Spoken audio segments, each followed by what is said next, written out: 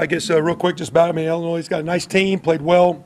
Kind of held them a little bit in the first half, their run, pass. I thought our defense battled, but that's a tough offense, especially offensively when we didn't help them out. Quarterback-wise, Ed did practice, probably could have went, but I think we think he's 90-ish, 95, and knew we'd have to scramble, run around. So our thought was and he could have went at the end, but we're going to go with Dusty. He did actually get a slight. He said, you saw a couple passes. I don't know if you noticed a couple at the end, kind of fluttered, didn't have a lot of zip, and he just said he got kind of rolled up, couldn't push off. So that being said, we'd used Trey a little, so we went with Trey at the end. It wasn't a battlefield demotion as much. I think Dusty was a little nicked and couldn't put some mustard on the ball. It's nice to see Trey make a few plays, but again, offensively, it's 2 weeks in a row, 1 touchdown, all at the end of the fourth quarter. I think our defense is battling, but still we're putting way too much stress on them. So, good team, tough loss, same story. Do you feel like maybe the turning point was when you got first and goal at the 3 after that fumble recovery and couldn't get 7? Yeah, and again, maybe a couple poor plays. I think the other thing is kind of a turning point. We had a nice drive across midfield. We had a maximum protection, and they brought a blitz, and one of our linemen went to adjust to pick up a guy that wasn't his and didn't stay on his guys, and they get a sack and a scoop. In the first half, they got 21 points and off of 3 plays where one's a busted coverage, a guy blitzes that shouldn't, just busted. One of our young guys just made a mistake, and that's going to happen some, but we left the guy scot-free. Another one's on a scoop and score when we bust a maximum protection with the guy making an error and just messed up, shouldn't have, but did. And then the last one, they make a nice competitive one-on-one play to a good receiver on a guy that's playing good for us. Competitive play, he makes the play. So that's 21 the first half. The one time I thought we kind of had ran it, and I actually thought we could run it down on the 3rd down. We get inside the 1. I was going to go for it on 4th down. And we called a play that really wasn't designed to be a quarterback pull play, but Dusty thought he could pull it. Again, I think maybe a little bit of our offensive issue, or some guys maybe are pressing, trying a little too much. Don't trust themselves, don't trust the scheme, or don't trust the guy beside them, or all that. So, when you're a little out of sync and you're a competitor, and I see it in them, where, you're getting a little antsy, or you're playing outside what I call the framework of the offense. And it wasn't a huge mistake. It's a guy wanting, trying to do something well. But if we'd, I don't know, it'd been interesting if we'd have handed, I don't know if we'd have scored, but I thought we typically have thrown it a lot. I thought we were hitting a couple 2 and 3 and 4 yard creases on the 3. I thought we could cram it down to the 1 or get it in, and when we pulled it, lost a couple. So maybe not the proper play call, but that was a thought, and it imploded. How much of you guys pressing do you think was the amount of pressure they were going to get, able to get from their D-line? And I guess from that, how concerned are you with the way your O-line played today? Well, I don't know. In some ways, we got to stay patient and stay with some run, and they jumped the ball and got some upfield pressure, but they're leading the league in sacks, and we got to find ways when moving the pocket and quick protection. So we tried to fit some screens to slow them down. You saw some of those; they didn't work, but we'll continue as we move forward in the week to come with Wisconsin. They have another outstanding D-line. We're going to see in this league good D-line, so you need to get an offensive line, learn how to match that.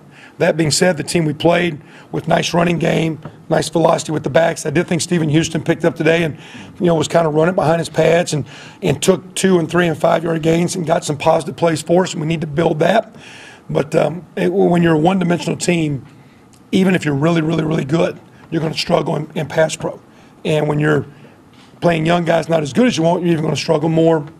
So, again, we weren't going to not throw it. We had to find ways to block them. But again, I don't know if we lost the game because of sacks as much as they were going to pressure. But Wisconsin do the same deal, as will the other teams. Did Trey play well enough in your eyes to put himself in the mix for more playing time next week? Well, I don't know. I don't like I've never been one where you're in at quarterback. You got to make sure as you're practicing things that it's always easy to play more than one quarterback when both quarterbacks can do similar things. Because the second team receivers and offensive linemen and running backs, they got to get practiced up when they get in the mix of what the other guy does. So it's not like, so that being said, we got to make sure if Trey or any of those guys stay in the mix that the offense doesn't become hodgepodge, which we can get collection of plays, and we're all over the place. So he's played well. Our plan the last couple weeks is try to get him in. Some games were close. A couple weeks ago he didn't have maybe one of his best practice weeks, just mentally just kind of wasn't bad, but just wasn't as good as he had been. This week had a decent week. Our thought was we needed to play him. That's why we played him early. We got some close games, didn't get him on the field. We weren't going to make up an injury to get a fake redshirt year. We're going to play him. So we decided this week to play him some. When Dusty tweaked his ankle, we'd already kind of decided as the game started, unless something major happened, we we're going to save Ed for one more week. That's why Trey played so much down the stretch. Is Menser okay? I know he knows he didn't play. Yeah, he got a little scope last week, and he'll miss a couple, 3 weeks. Had a little loose body behind his kneecap. They shaved it. He's probably a 3-4 week deal. Didn't stretch. I think he had a procedure on Wednesday. And that being said, we kind of actually kicked Fred Jones inside from D and to D tackle a little bit, with Bobby Richardson playing decent for us at D end. So, you know, we had probably Slager play a little bit more for both Larry and Adam Raplogle, and we'll work Fred Jones inside some for the next couple weeks. And Mick should be back end of the month. Just speaking of D-line, you got 3 sacks today, caused a fumble, only 2 sacks for the season coming in. Did you see better play up front today overall? Well, I think, again, we are gaining, and I think we're getting comfortable with what the kids can do, and the kids are getting comfortable with what we want them to do. I think if you'd ask, Coach Eckler said today this is the worst feeling he'd had because he thought it was our best practice week, and he hadn't seen us practice like that, so he didn't know. And again, like I say, they actually battled pretty well. We take out a couple, a busted play, a bad play offensively, and one big play. They played a really pretty good first half. And so we got to learn to take the negative plays out. But for the most part, I think they're getting comfortable with the scheme, the structure, the adjustments, the tweaks we've made to help those guys. I think Bobby Richardson playing, Murphy's getting better. We're getting Mike Hunter in there a little bit. Some of the freshmen, the more they play, they're playing better.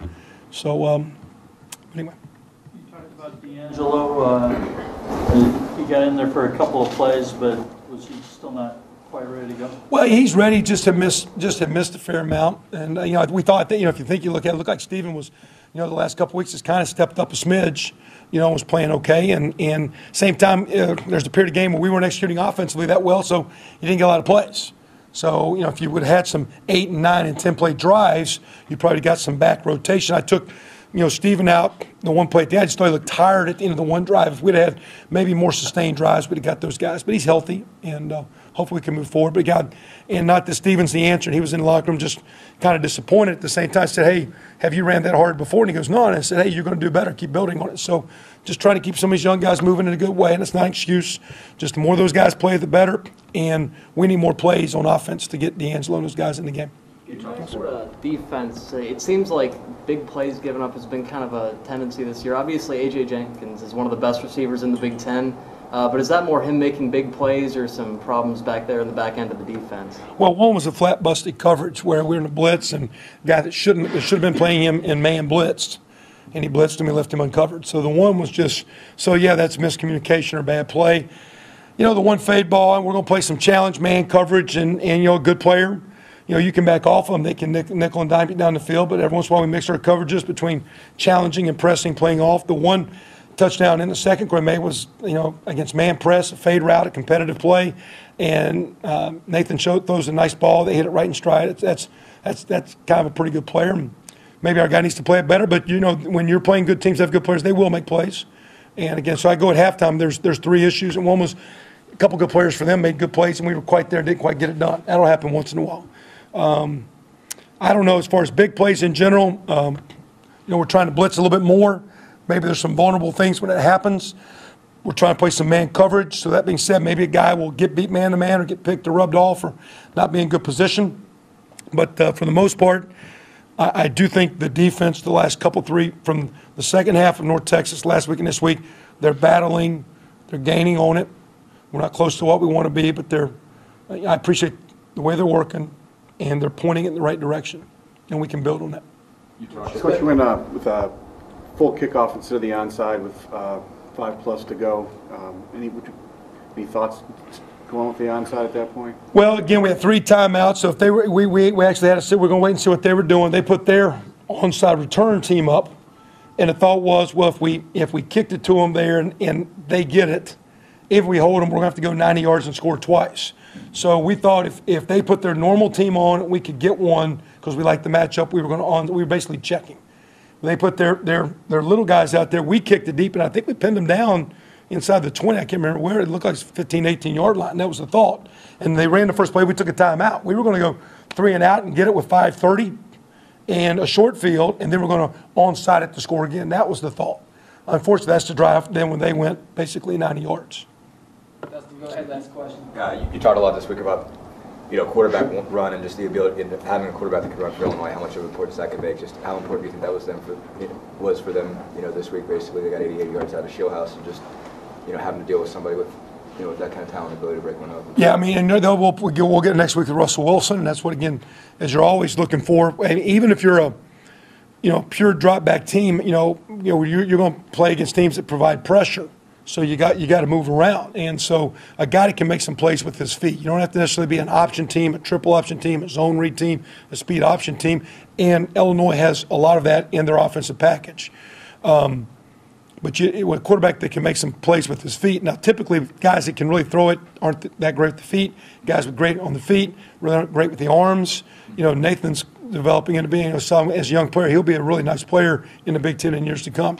A nice toy for those guys to play with. So you're looking at a team to me that has an offense that's similar to some things that Tom I'd like for us to get to, where you can have a physical running game, you can get backs running downhill, a quarterback that can make some plays, and then all of a sudden you play action, you quick game, you throw it out to good receivers. So they got a very complete offense. They're well coached, and that's why again they're 6-0. They're in the thick of this division as they move forward. A lot of good teams, but they keep playing the way they play. They got a nice thing going right now, guys.